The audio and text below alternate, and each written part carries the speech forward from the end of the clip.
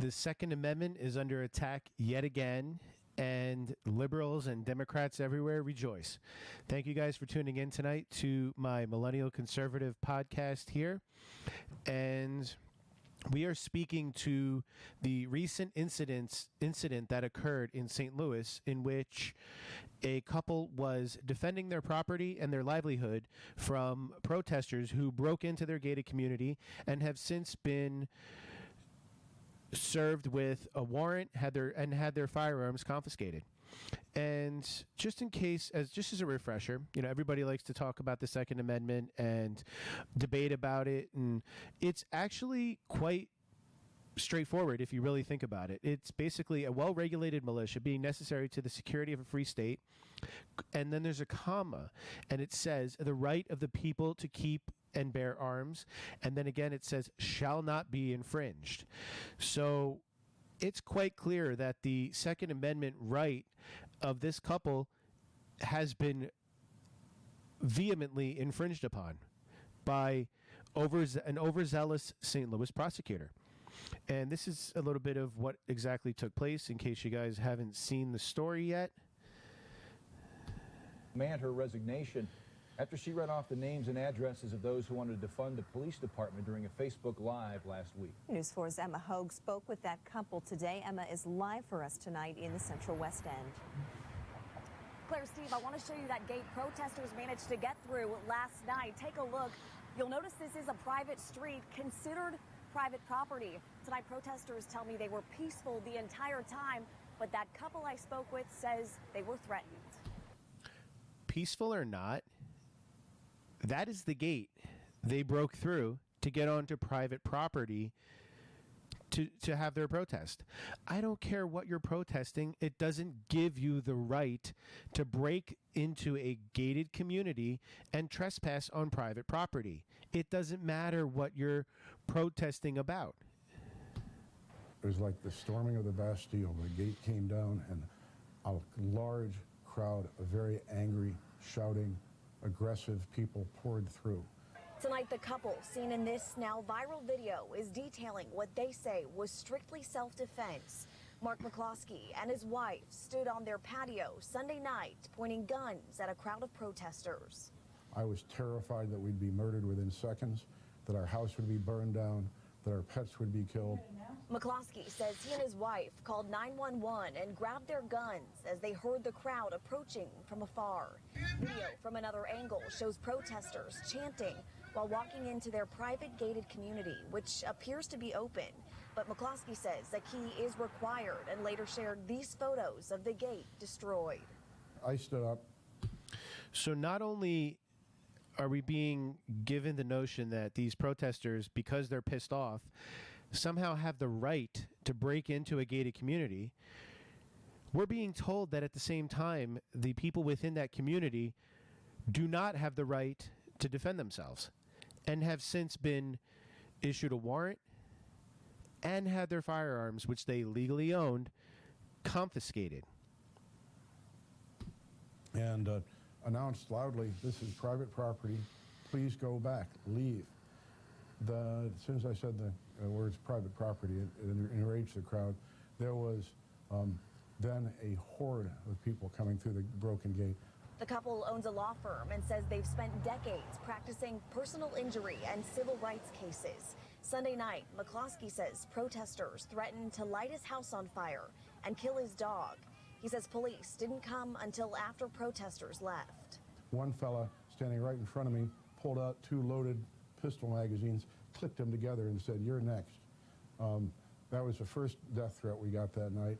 At the end of the day, if it's private property or public property, we're trying to get a message across. Rasheen Aldridge helped lead the protest. Nobody cares what your message is when what you're trying to get across. It doesn't give you the right to trespass on private property. It doesn't matter what your message is. You have no right to trespass on private property. It's not that hard of a concept to understand.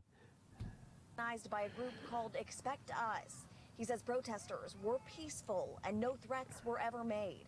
When asked why the group marched on private property, he told us this. Just like in many disobedient protests, even if it was in the 60s, you break laws, you make people feel uncomfortable.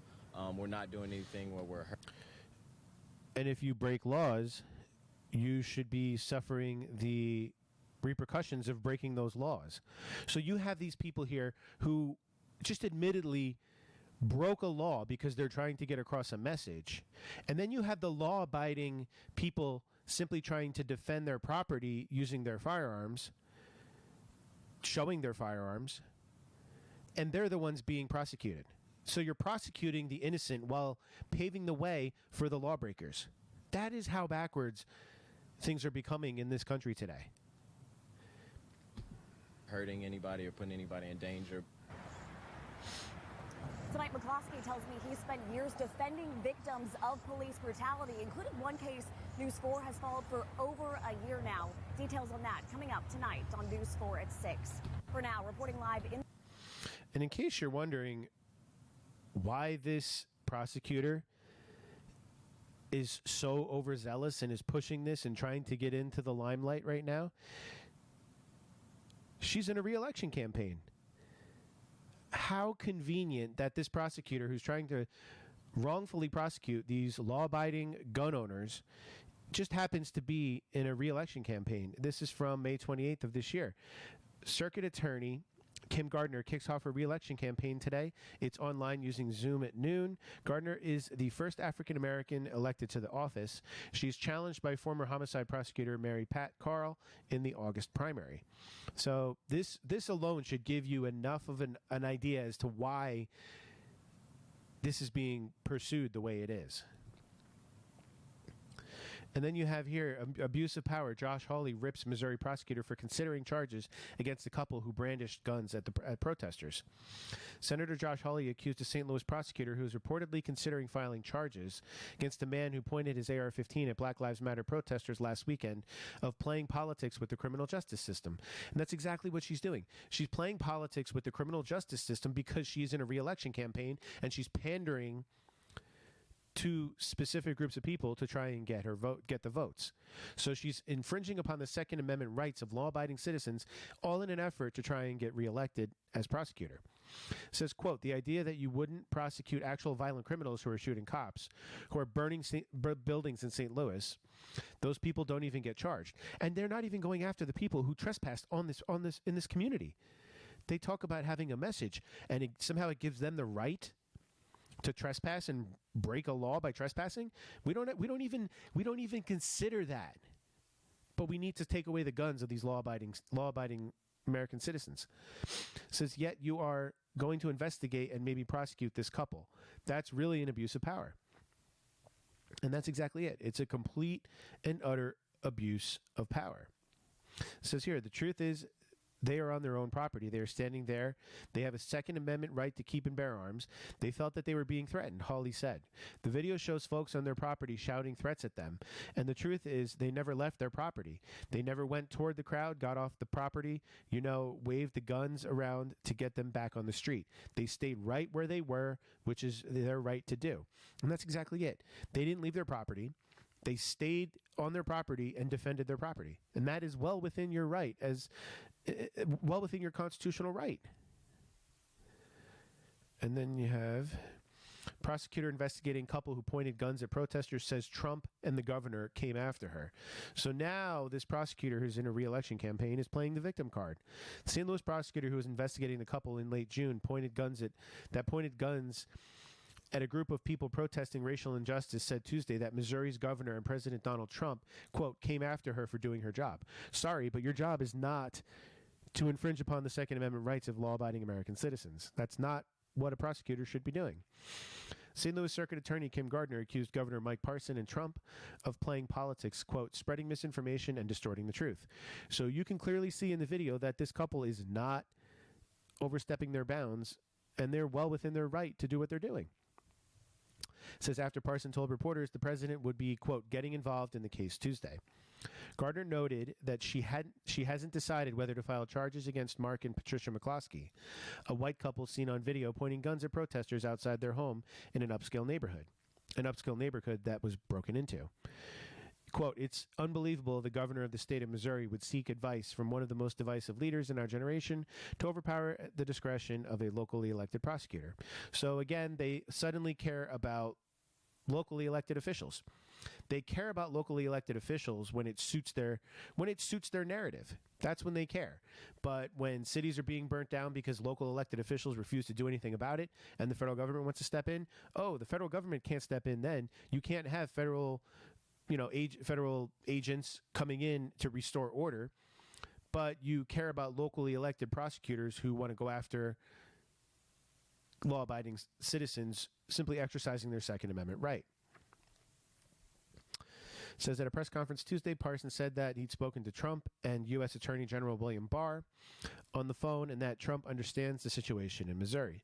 So rest assured that if this gets out of hand, Trump will likely step in, or AG Barr will likely step in, and they will do something to address this issue because the constitutional rights of this couple are clearly being violated, and that is not something I think that the president or Attorney General Barr are willing to put up with.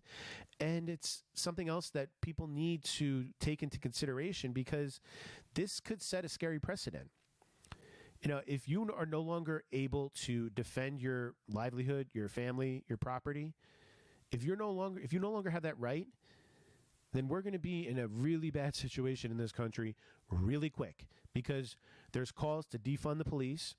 Police aren't going to show up in certain circumstances. Police were told here to not to show up at this house at a certain point when the protesters return, probably because they were afraid that something might happen and the police might be put in a bad light, and then it might incite more violence. So police are standing down. And we're being told that we no longer have the right to defend ourselves. So those are things that that everybody needs to take into consideration, because if we lose our Second Amendment right, everything else is going to go away. Is going to go by the boards very quickly at that point. So thank you guys for tuning in. This is the Millennial Conservative Podcast. Please feel free to subscribe to my channel here. And if you'd like, please check out my Twitter account at millennial_C0N. And you can also check me out on Facebook at Millennial Conservative. Thank you guys for tuning in. Hope you guys all have a great night.